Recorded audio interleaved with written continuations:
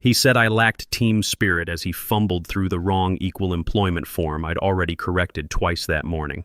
That was the third time this week the new VP tried to skip federal documentation on a discrimination complaint because it created unnecessary drama. Drama. That word had become like cheap cologne around Excelsior Industries lately.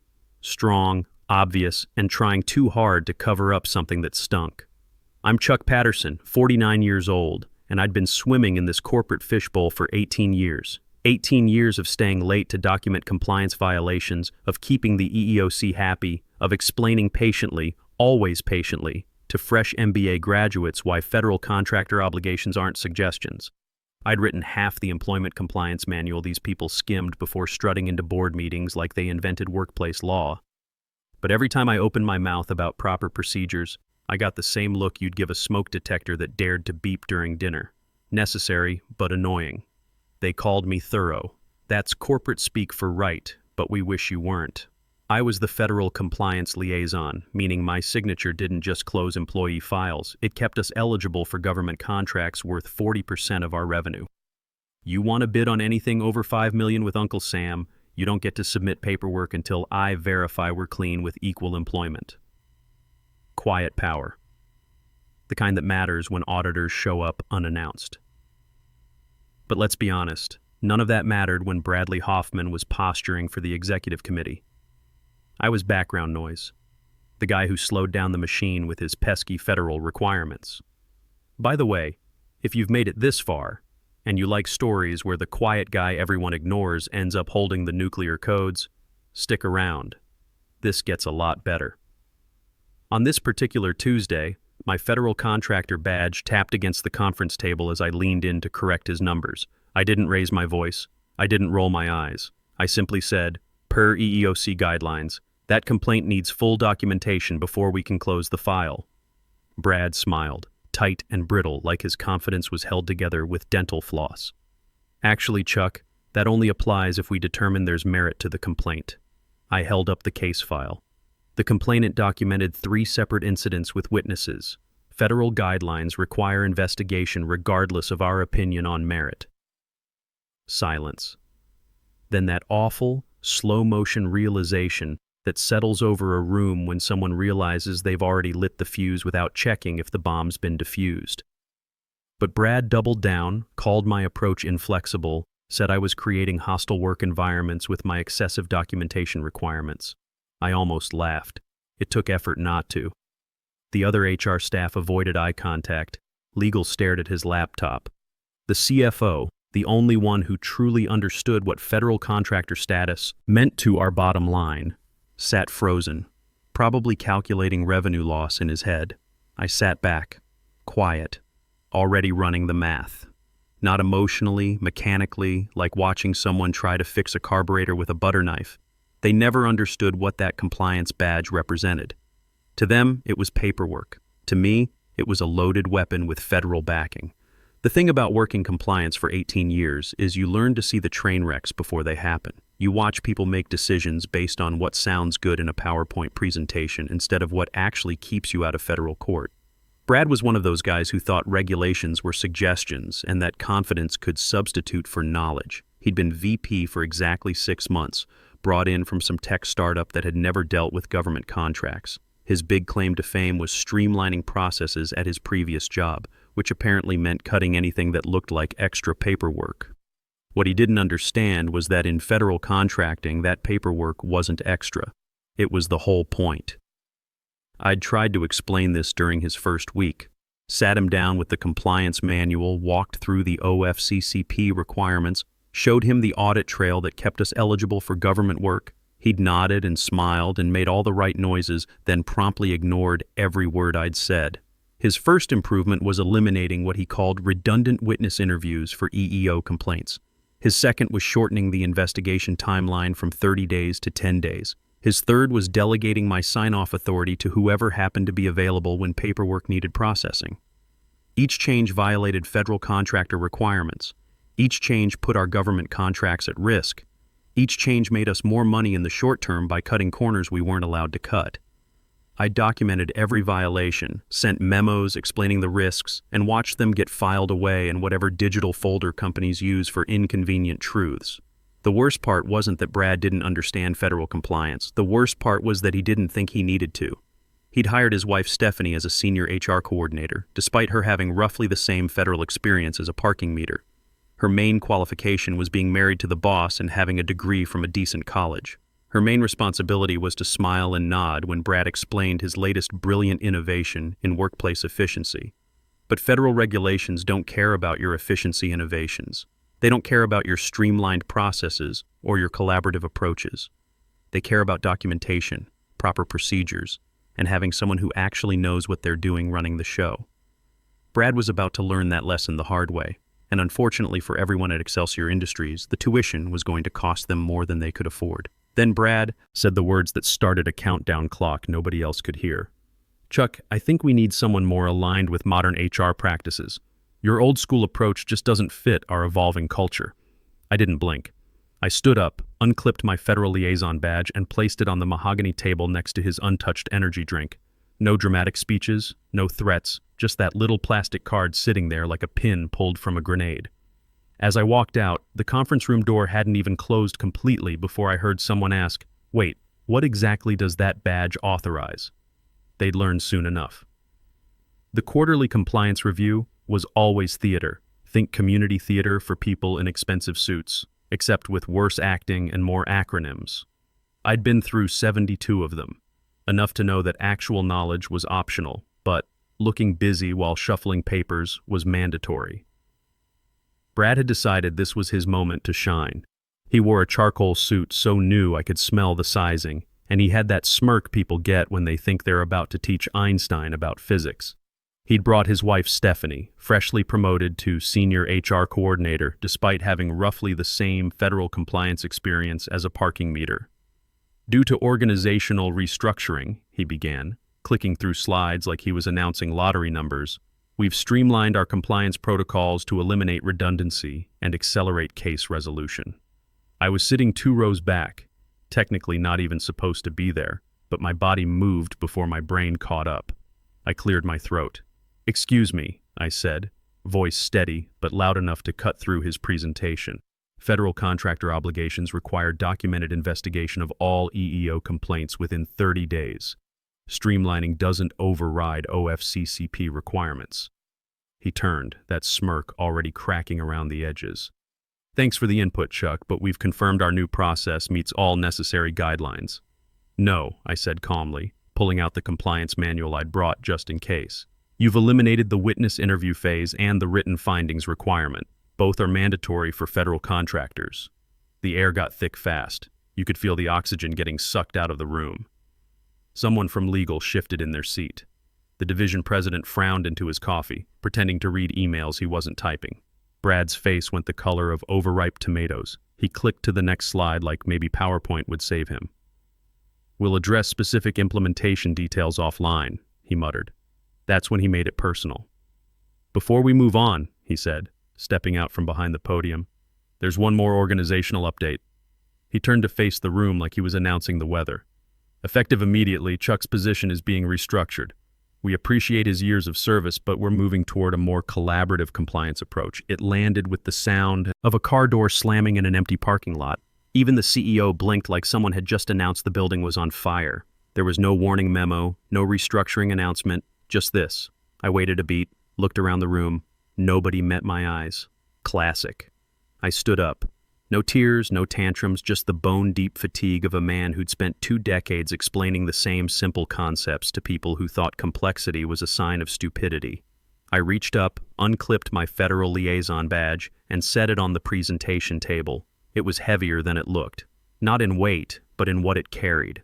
Authority that room full of MBAs would never understand. I walked out without saying another word. Nobody stopped me, nobody asked questions, and most importantly, nobody asked what that badge actually controlled. My exit package fit in a cardboard box that had previously held printer paper. 18 years of institutional knowledge reduced to a coffee mug, a desk calendar, and a half-dead spider plant I'd kept alive since the Clinton administration.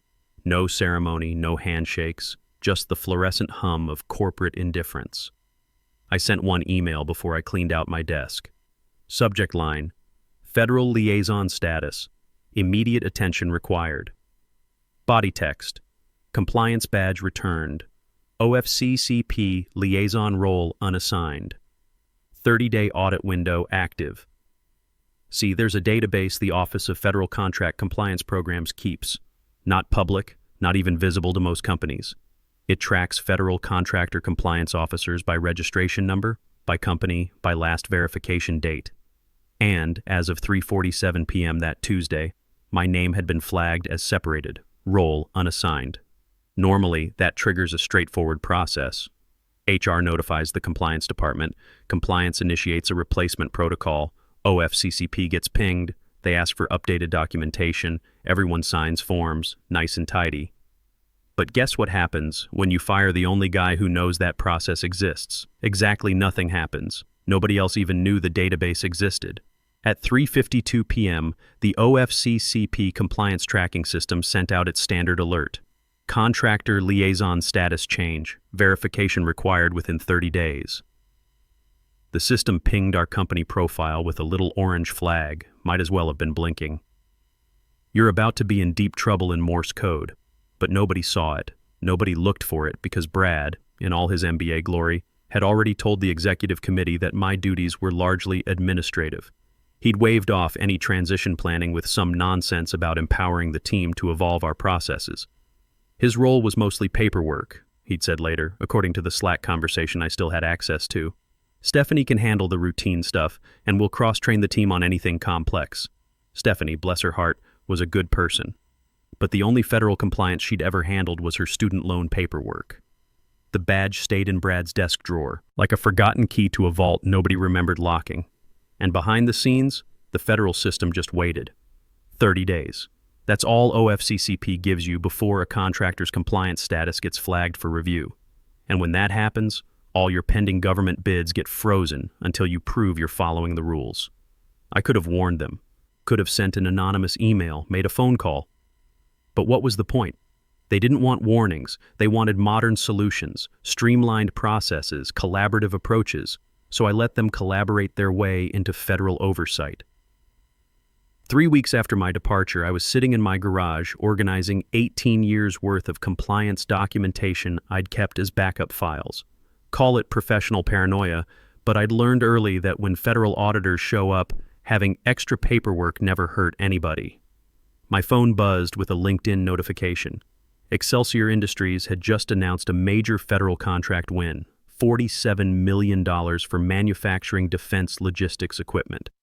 The press release used words like strategic partnership and national security contribution. The comments section was full of congratulations and flag emojis. I'd worked on that bid proposal for 6 months. Every piece of compliance documentation, every federal certification, every OFCCP requirement had my fingerprints on it. And now they'd won it, just in time for their compliance status to implode. Because winning the bid was just step one, actually getting the money required passing a federal contractor compliance audit. And that audit was scheduled for the following Tuesday. I refreshed the OFCCP contractor database, still publicly accessible if you knew where to look. Excelsior Industries, compliance status, under review, liaison officer unassigned, last verification expired.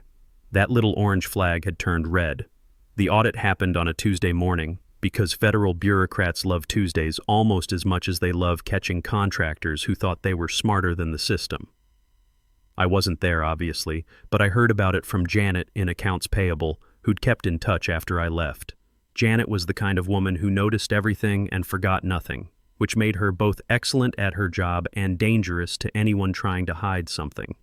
According to Janet, the federal auditor arrived at 9 a.m. sharp. Government sedan, government haircut, government attitude. The kind of man who'd learned to spot BS from 50 yards and had zero patience for corporate tap dancing. Brad met him in the lobby, all confidence and cologne. "We're excited to showcase our compliance program," he said, according to Janet, who'd been standing nearby pretending to check mail. "Where's your designated federal liaison officer?" the auditor asked, consulting his tablet. "That position has been restructured," Brad replied smoothly. "We have a more collaborative approach now." The auditor stopped walking. Sir, federal contractor regulations require a designated OFCCP liaison. It's not optional. That's when the panic started. Not loud panic, but the quiet kind that spreads through a building like carbon monoxide. Brad called Stephanie. Stephanie called legal. Legal called the CEO. The CEO called an emergency meeting. By 10:30 a.m., they'd assembled everyone who'd ever heard the words equal employment in the main conference room. The auditor sat at one end of the table, his folder thick enough to stop bullets. Brad sat at the other end, his confidence leaking like air from a punctured tire. I need to review your EEO complaint documentation for the past 18 months, the auditor said, opening his folder.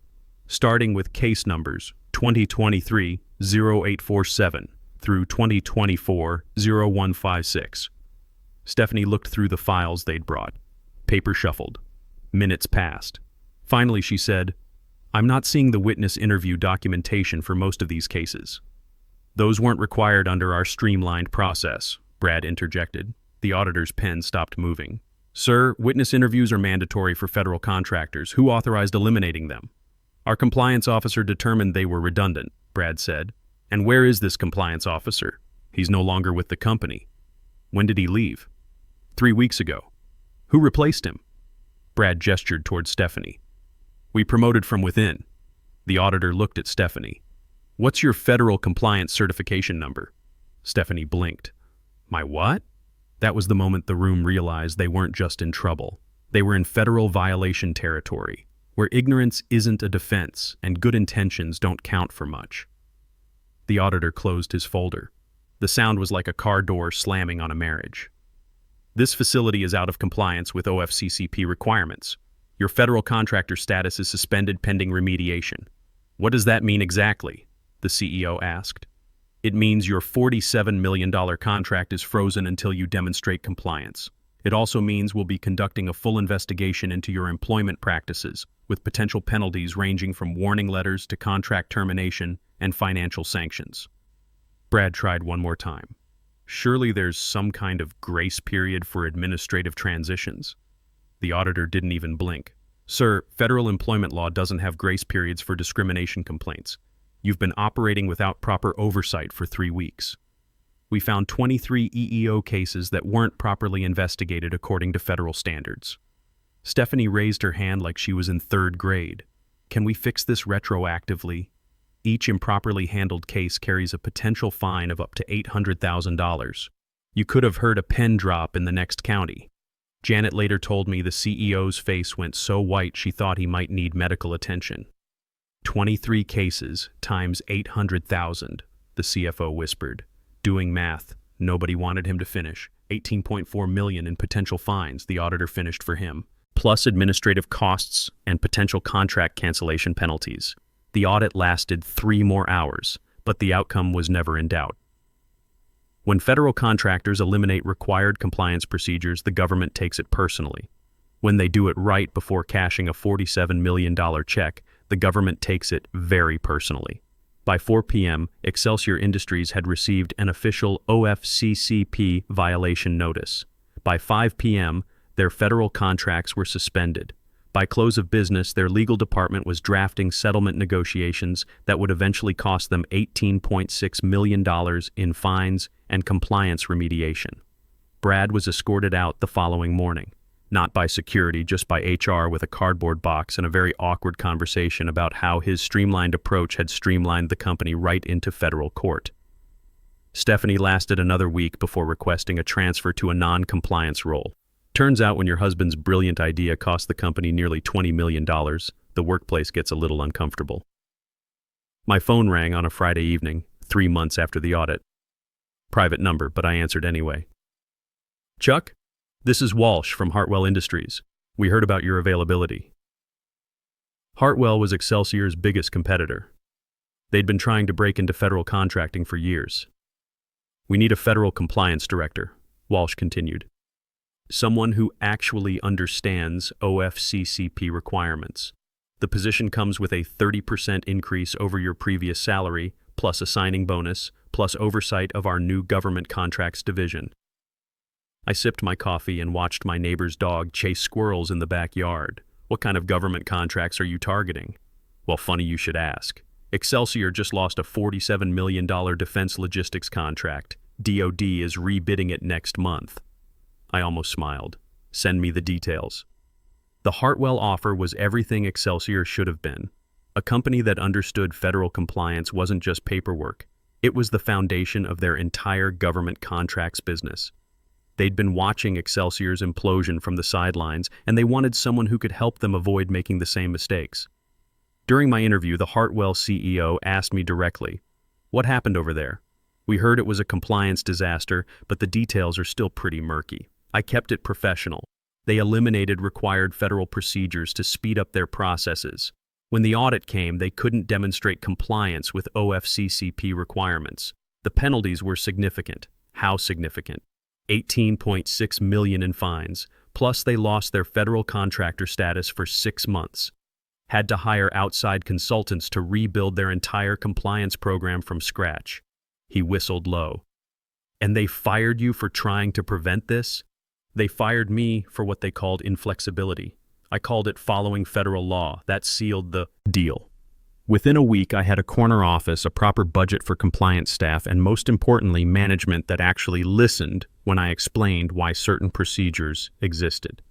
6 months later, I was sitting in my new office, federal liaison badge properly displayed on my desk, reviewing the compliance documentation for Hartwell's $52 million defense contract.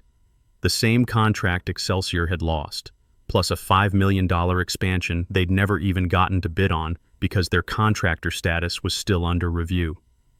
The irony wasn't lost on me. I was now overseeing the very same type of work I'd been doing at Excelsior, except now I was respected for it instead of fired for it. My compliance team actually came to me with questions instead of trying to work around me.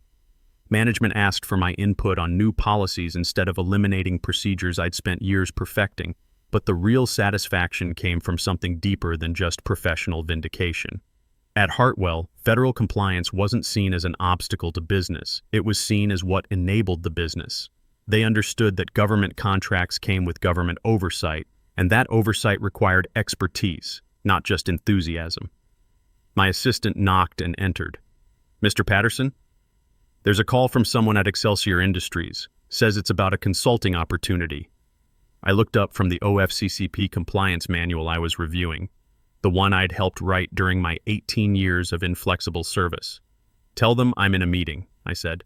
"A very important compliance meeting that can't be interrupted." The truth was, I'd heard through industry channels that Excelsior was struggling. The $18.6 million fine had been just the beginning. They'd lost 3 more government contracts during their suspension period. Their insurance rates had skyrocketed after the federal violations. 2 major commercial clients had pulled out, citing concerns about the company's regulatory compliance. They'd eventually hired a big consulting firm to rebuild their compliance program, but consultants charge by the hour and don't stick around for the long haul. What they really needed was someone who understood both the letter and the spirit of federal employment law. Someone who could build sustainable processes instead of quick fixes. Someone like the guy they'd fired for trying to protect them from exactly this scenario. But that wasn't my problem anymore. I had a new company that valued my expertise, a team that respected institutional knowledge, and the professional satisfaction of watching my former employer learn the hard way that experience beats innovation when the government's writing the checks. 3 months after that consulting inquiry, I heard that Excelsior had finally regained their federal contractor status.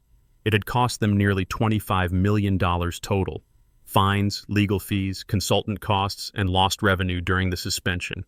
Brad was long gone, working for some tech startup that didn't do government work. Stephanie had transferred to a customer service role where federal compliance wasn't part of the job description. The company survived, but barely. They'd had to lay off 15% of their workforce and sell off a subsidiary to cover the costs of their compliance disaster. The executives who'd nodded along when Brad explained his streamlined approach were now explaining to shareholders why profits were down 40% for the year. Meanwhile, at Hartwell, we were hiring. Our government contracts division had grown by 200% in the past year, largely because we had a reputation for solid compliance and reliable performance. When federal auditors showed up at our facilities, they found properly documented procedures, certified compliance officers, and a culture that treated regulatory requirements as professional standards rather than bureaucratic obstacles. Because sometimes the best revenge isn't getting mad, it's watching people learn the hard way that experience isn't just about knowing how to do things right. It's about knowing exactly what happens when you do them wrong. Federal regulations don't care about your streamlined processes or your collaborative approaches. They care about documentation, proper procedures, and having someone who actually knows what they're doing in charge of compliance. Turns out old school wasn't the problem, it was the solution. They just figured it out about $18.6 million too late. Thanks for listening, folks. Remember, in government contracting, respect for the rules isn't optional, it's profitable.